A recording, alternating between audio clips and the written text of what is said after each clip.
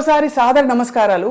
అక్కడి నుంచి సంబరాలు మొదలైపోయాయి. వీధి నుండి మనం the one and only doctor Suryakantham గారి ఇంట్లోకి ప్రవేశించాం. వారి అబ్బాయి ఎవరంటే డాక్టర్ అనంత పద్మనాభమూర్తి గారు, హోమియోపతి వైద్యులు. సూర్యకాంతం గారి గురించి అసలు చెప్పక్కర్లేదు. ఎన్ని చెప్పినా ఎంత చెప్పినా మాటలు చాలవు, కానీ ఒక్కసారి ప్రయత్నిద్దాం.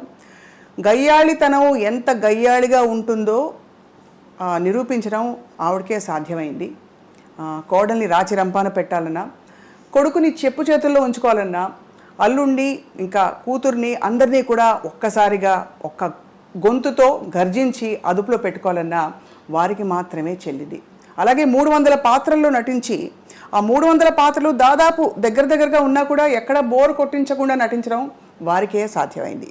And last but not the least, వారి పేరు ఆ తర్వాత ఎవరికి పెట్టకపోవడం కూడా వారికే సాధ్యమైంది. సో ఆంధ్రుల అభిమాన నటి సూర్యకాంతం గారి జీవిత విశేషాలు తెలుసుకుందామా వారి కుమార్ నుండి. నమస్కారం అండి. సార్, మీరు వృత్తిపరంగా హోమియోపతి వైద్యులు. సో ఏమనాలో అర్థం కావట్లేదు. మీరేమో పూర్తిగా మెడిసిన్, ఇక్కడేమో సినిమా ఇండస్ట్రీ, కానీ మీ మొహంలో మాత్రం సినిమా కళ కనిపిస్తుంది.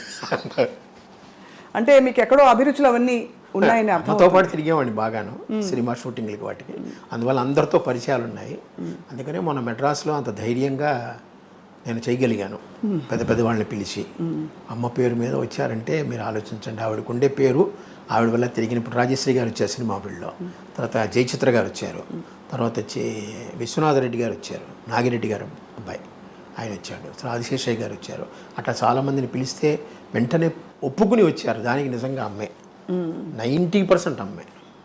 కానీ నిజంగా తెర మీద గయ్యాళి, కానీ ఆ గయ్యాళిని మనం ఏమీ అనలేము. అంత ప్రేమించబడే తత్వం వాళ్ళు అలా ఉట్టిపడేది. ఒకటమ్మా, మా అమ్మ గురించి సినిమా స్టార్టింగ్లో ప్రేక్షకులుగా మీరందరూ తిట్టేవారు, కానీ సినిమా ఎండింగ్లో మీరందరూ మెచ్చుకునేవారు. ఆ సినిమాకి అక్కడే మైనస్ జరిగిపోతుంది. పైగా మీరు గయ్యాళి అని చాలాసార్లు అన్నారు. అది నాకు నచ్చదు. మా అమ్మ గయ్యాళి కాదు. అవునా? మీ లెక్కలో గయ్యాళి. అవునా? మా లెక్కలో అనురాగ దేవత. మమ్మల్ని చక్కగా చూసుకుంది. నా భార్యను సొంత కూతురులా చూసుకునేది. ఇంట్లో తనే వండేది. మాకు వంట మనిషి ఉంది. ఏదైనా వంట మనిషి చేయాలి. పైపే మెరుగులే, తను చేసినా పైపే మెరుగులే. లాస్ట్లో గరిటి పట్టడమే తప్పేటి చేయలేదు. మా అమ్మ కూర్చొని చేసేది. ఆవిడకి హాబీ అది. చేపల పెంపకము, కుక్కల పెంపకము, వంట ఖాళీ ఉందంటే వంట చేసేది. పైగా వంట చేసి ఇతరులకు పెట్టాలనే ఉంది. ఆ ఇది ఉంది చూసారా, నాకు తెలిసి ఎవరికి లేదు. ఇప్పుడు ఎవరికైనా మనం బయట నుంచి కొనుక్కోవడమో లేదంటే ఎవరి చేత చేయించడమో అలా పెడతాం మనం. కానీ ఆవిడ తను చేసి పెట్టాలనే కోరికతో తను కూర్చొని చేసేది. ఏమేమి వంటకాలు చేసేవారు సార్? ఆవిడ ట్రెడిషనల్ వంటకాలే. పులిహార మెయిన్. జయలలిత గారికి కూడా చాలా ఇష్టం. చాలా వాళ్ళకి ఆదూర్ సుబ్బారావు గారు అనండి, ఎవరైనా సరే. అలాగే దద్దోజనం, అది కామను. తర్వాత ఉల్లిపాయ పులుసులు బాగా చేస్తుంది ఆవిడ. చిన్న ఉల్లిపాయలు వేస్తారు దాంతో. అది 4-5 రోజులు నిల్వ ఉంటుంది. అలాగే మనకి ఆనపకాయ అంటాం చూస్తారు. ఆనపకాయని పొడిచి ముక్కలు చేస్తుంది ఆవిడ. ఆ ముక్కలు చూడడానికి మీకు చేప ముక్కలా ఉంటాయి. పెద్ద ముక్కలు. పెద్ద ముక్కలు చేసి చేప ముక్కల్లా ఉంటాయి. అది ఆవిడే ఈ చేప ముక్క తినండి అంటుంది. అది ఫేమస్. ఇలాగ చాలా రకరకాలు ఈ చక్రబాణాలు అంటాను సార్. ఇవన్నీ ఆ పాతకాలంలో ఉండే పేర్లు ఇవన్నీ. అవే ఆవిడ చేసేది, అవే పెట్టేది అందరికీ. ఆవిడికి ఆ చివరి దశ వచ్చేటప్పటికి బయట నుంచి కూల్ డ్రింక్స్ కొంటామే చేసింది. కానీ మజ్జిగానే ఇంట్లో తయారు చేయాల్సింది గంగాళంతో. చిన్నగా ఇంత గిన్నె ఉంటుందో గిన్నెలో తయారు చేసి పెట్టే. ఎవరు వచ్చినా మజ్జిగ ఇవ్వడం. పూర్తిగా అమ్మ మనసే అయితే. అంతే, అమ్మ మనసే. ఎవ్వరితో పెద్దగా అనవసరంగా కోపం తెచ్చుకోవడం లేదు. అందరినీ నాయన అని పిలుస్తుంది. పైగా ప్రతి వాళ్ళు ఆవిడ చిన్నతనం, నా చిన్నతనాన్ని నేను చూసాను. ఆవిడని అమ్మ, అందరూ అమ్మ అనే పిలుస్తారు. ఇంకోటి అక్క, లేకపోతే ఆ గుండమ్మ కథ వచ్చినప్పటి నుంచి గుండక్క ఫేమస్ అయిపోయింది. అందరూ అమ్మ అని పిలుస్తారు ఆవిడ. ఒక్క భానుమతి గారు మటుకు సూర్యం అని పిలుస్తారు. సూర్యం అని పిలుస్తారు చిన్నప్పటి నుంచి.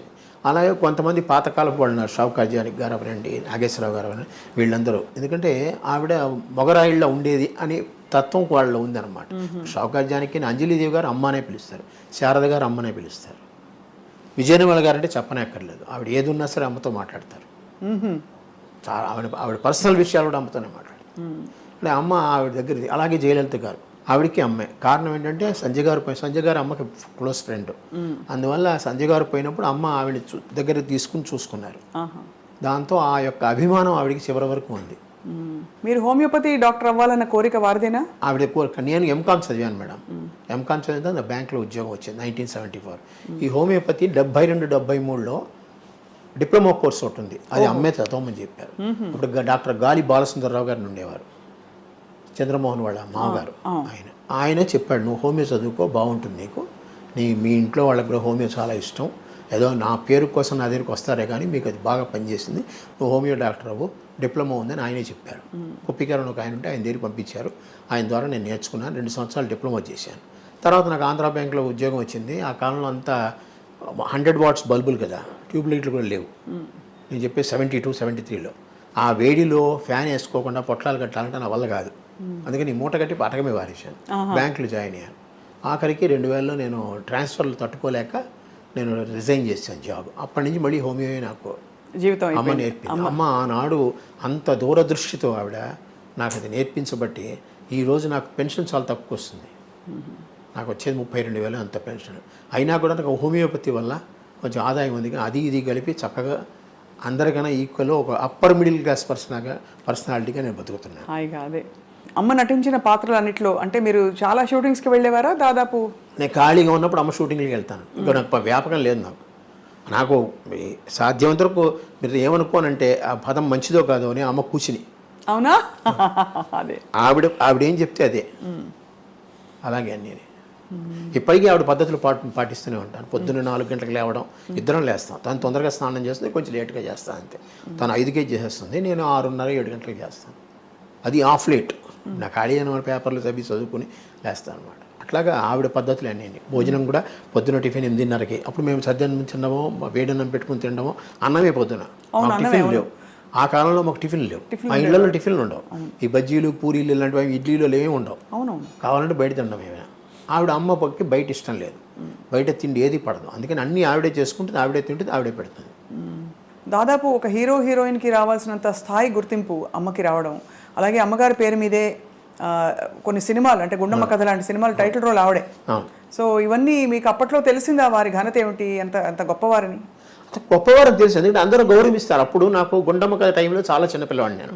అందుకని అమ్మని అందరు గౌరవిస్తున్నారు, అందరి దగ్గర తీసుకున్న వాళ్ళంతా కుటుంబం. అప్పుడంతా టీం వర్క్ అంటారు చూసారా, ఆ టీం వర్క్ ఇప్పుడు ఉందో లేదో నాకు తెలియదు, కానీ అప్పుడు విపరీతంగా ఉంది. అందరూ వాళ్ళ ఏమైనా ఫంక్షన్లు పెడితే అందరూ అక్కడ కలవాలి. అందుకనే ఆనాడు మనకి దివిసీమ ట్రబుల్ వచ్చినప్పుడు అంతమంది యాక్టర్లు కలిసి వెళ్ళారు. అవును. మరి అంత టీం ఇప్పుడు దొరుకుతుందా? అందరూ ఎవరికి వారు ఎవరి క్యారవాన్లో వాళ్ళకు ఉన్నాయి. వీళ్ళందరూ చెట్ల కింద కూర్చొని, చెట్ల కింద తిని, చెట్ల కింద ఉండేవాళ్ళు. మేకప్ రూమ్ ఒకటి ఉంటుంది, వీళ్ళందరూ చెట్ల కిందే కూర్చొని చెట్ల కిందే ఉండేవాళ్ళు. ఎవరి కుర్చీ వాళ్ళది, కానీ భోజనాలు మటుకు అందరివి. చాలా కష్ట జీవితం ఆ రోజుల్లో. అంటే సినిమా ఇండస్ట్రీ అంటే అనుకుంటాం కానీ చాలా నిజంగా. ఎందుకంటే షెడ్ నుంచి బయటకు వచ్చారనుకోండి, ఉఫ్ అనుకుంటూ వస్తారు, చెమటకి తట్టుకోలేక బయటకు వచ్చి చెట్ల కింద కూర్చునేవారు. ఇప్పుడంతా ఏసీలు పెద్దగా లేవు కదా. అవునవును. ఒక చోట ఏసీ ఉందంటే అందరూ 30 మంది కూర్చుని పోయేవారు లోపల. అలాగా